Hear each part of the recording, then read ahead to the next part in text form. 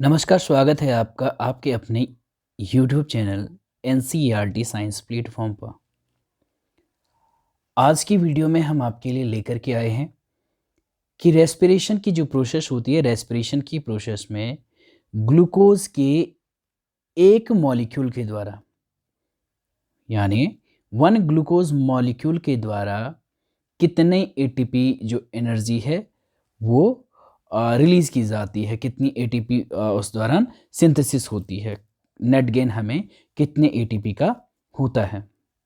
इससे पहले आपको बता दूं, जो आपका जो ग्लूकोज का जो ब्रेक डाउन होता है रेस्पिरेशन की प्रोसेस में, और उसके अलग अलग जो स्टेप्स हैं, ग्लाइकोलाइसिस है, इसके बाद आपका जो formation of acetyl coenzyme A है, और इसके अलावा क्रेब्स साइकिल है, और साथ साथ आपका जो ईटीएस है, इलेक्ट्रॉन ट्रांसपोर्ट सिस्टम है।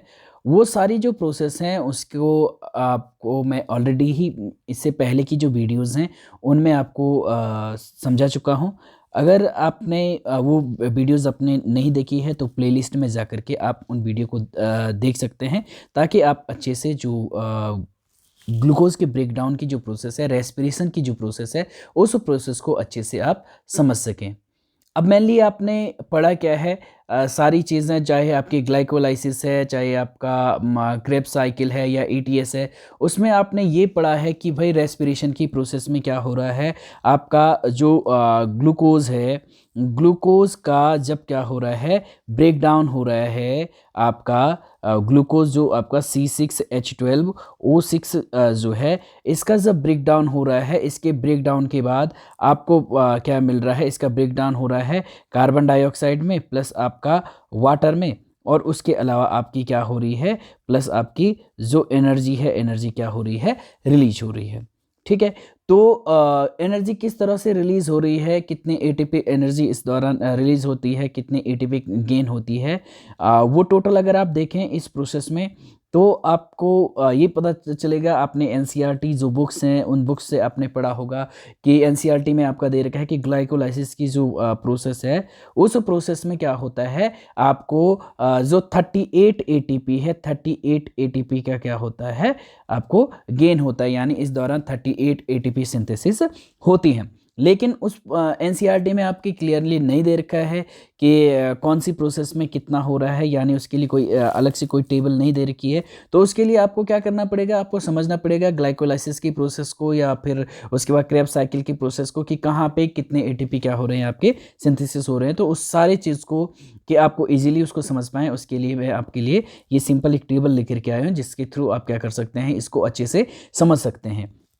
तो सबसे पहले देख लो, आपकी ग्लाइकोलाइसिस की प्रोसेस होती है। ग्लाइकोलाइसिस में ग्लूकोज का क्या होता है, आपका ब्रेक डाउन होता है पायरुविक एसिड में, और जो पायरुविक एसिड होता है उसके 2 मॉलिक्यूल्स, 3 कार्बन वाला जो पायरुविक एसिड है उसके 2 मॉलिक्यूल्स में इसका क्या होता है, ब्रेक डाउन होता है। अब ग्लाइकोलाइसिस की जो अलग अलग स्टेप्स हैं, सबसे पहले अगर आप देखेंगे जो ग्लूकोज है, इस ग्लूकोज का क्या हो रहा है, ग्लूकोज 6 फॉस्फेट में इसका ब्रेक डाउन हो रहा है, और इस दौरान क्या होता है, आपका जो एटीपी वो रिलीज नहीं होती है, बल्कि उस दौरान कंज्यूम होती है, 1 एटीपी इस दौरान कंज्यूम होती है। और इसके अलावा जो आपका फ्रुक्टोज 6 फॉस्फेट है, जब इसका फ्रुक्टोज 1,6 डाइफॉस्फेट में इसका ब्रेक डाउन होता है, इस दौरान भी आपके क्या होता है, 1 एटीपी क्या होती हैं, यूज होती हैं। यानी ग्लाइकोलाइसिस की जो प्रोसेस है उसमें आपके 1 + 1 यानी 2 एटीपी क्या हो रही हैं, ये यूज हो रही हैं।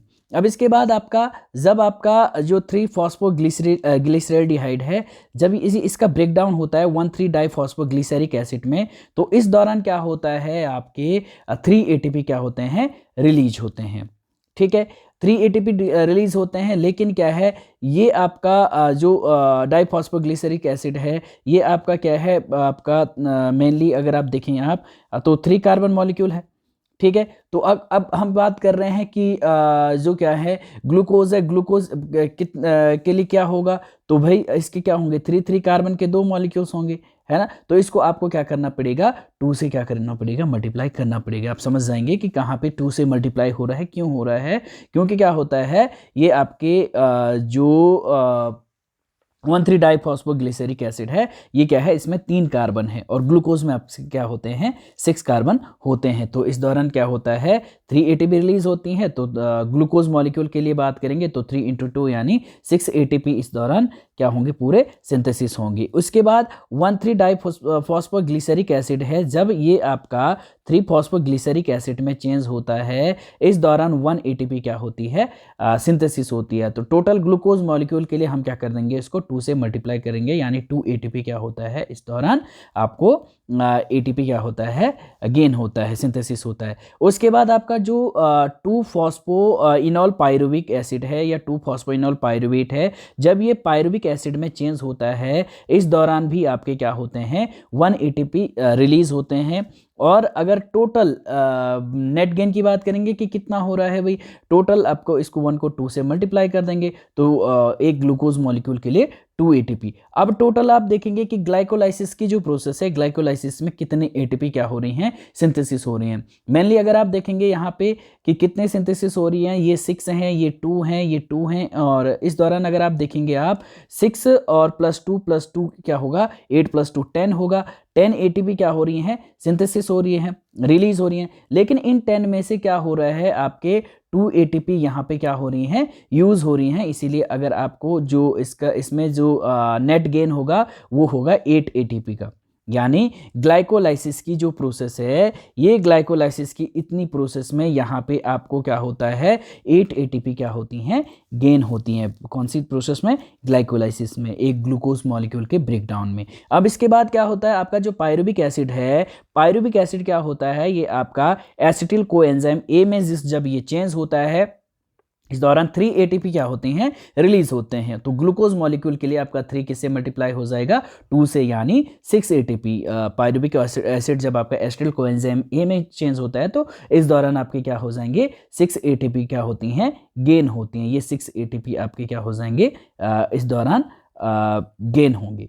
अब उसके बाद नेक्स्ट आपका कि क्रेब्स साइकिल में क्या होता है, आपका जो ये जो पायरुविक एसिड के बाद जब ये आपका एसिटिल कोएंजाइम में चेंज हो जाएगा, ये एसिटिल कोएंजाइम एंटर करेगा क्रेब्स साइकिल में। तो क्रेब्स साइकिल में जो आइसोसिट्रिक एसिड है, जब ये ऑक्जेलोसक्सेनिक एसिड में चेंज होता है तो इस दौरान 3 एटीपी के क्या होते हैं, रिलीज होते हैं। तो टोटल ग्लूकोज मॉलिक्यूल के लिए आप 2 से मल्टीप्लाई करेंगे, यानी 3 × 2 6 एटीपी इस दौरान क्या होते हैं, रिलीज होते हैं। अब उसके बाद जो आपका अल्फा कीटोग्लूटारिक एसिड है, जब सक्सेनिल कोएंजाइम में चेंज होता है, इस दौरान भी 3 एटीपी रिलीज होते हैं। तो ग्लूकोज मॉलिक्यूल के लिए ये 3 × 2 यानी 6 हो जाएंगे। उसके बाद आपका सक्सेनिल कोएंजाइम है, ये सक्सेनिक एसिड में जब चेंज होता है, ब्रेकडाउन इसका होता है, तो ये आपका 1 एटीपी इस दौरान क्या होते हैं, सिंथेसिस होते हैं। तो ग्लूकोज मॉलिक्यूल के लिए 1 × 2 यानी 2 एटीपी हो जाएंगे। और उसके बाद आपका जो सक्सेनिक एसिड है, ये फ्यूमेरिक एसिड में जब चेंज होता है, इस दौरान 2 एटीपी रिलीज होते हैं। तो एक ग्लूकोज मॉलिक्यूल के लिए 2 × 2 यानी 4 एटीपी हो जाएंगे। और उसके बाद अगर आप देखेंगे आपका जो मैलिक एसिड है, जब ये ऑक्जेलो एसिटिक एसिड में चेंज होता है, इस दौरान 3 एटीपी सिंथेसिस हो जाते हैं। तो एक ग्लूकोज मॉलिक्यूल के लिए 3 × 2 यानी 6 एटीपी क्या होंगे, सिंथेसिस होंगे। अब आप कहेंगे कि भाई टोटल कितना गेन हो रहा है, तो टोटल अगर आप देखेंगे यहाँ पे जो ग्लाइकोलाइसिस की जो प्रोसेस है उसमें 8 एटीपी। उसके बाद जो आपका जो एसिटिल कोएंजाइम ए का जो फॉर्मेशन होता है, इस दौरान आपका +6 एटीपी। और उसके बाद आपका जो ये क्रेब्स साइकिल है, अगर आप इसमें देखेंगे 6 + 6 12 + 2 14 + 4 18 + 6 24 एटीपी यहाँ पे क्या हो रहे हैं, गेन हो रहे हैं। तो टोटल अगर आप इनको करें 8 + 2 + 24, तो 8 + 2 10 और प्लस आपका 24 आपका ये आपका 8 + 6 आपका 14 हो जाएगा। और 14 + 24 आपका कितना हो जाएगा, 38 एटीपी इस दौरान क्या होती हैं, सिंथेसिस होती हैं। तो इस तरह से आप अच्छे से समझ सकते हैं कि एक जो प्रोसेस है, रेस्पिरेशन की जो प्रोसेस है, जिसमें आपका जो ग्लूकोज है उसका ब्रेक डाउन हो रहा है, कार्बन डाइऑक्साइड प्लस वाटर और प्लस एटीपी सिंथेसिस हो रही है। तो नेट एटीपी कितनी गेन हो रही है, आपके 38 हो रही है, जो आपको अच्छे से आई होप समझ में आया होगा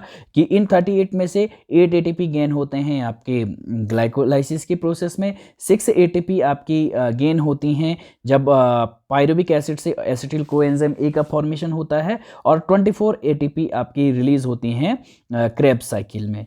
तो ये था आज के लिए इस वीडियो में। आई होप आपको वीडियो पसंद आया होगा। अगर आपको वीडियो पसंद आया है तो ज़रूर लाइक कीजिए, कमेंट कीजिए, शेयर कीजिए और चैनल को ज़रूर सब्सक्राइब कीजिए।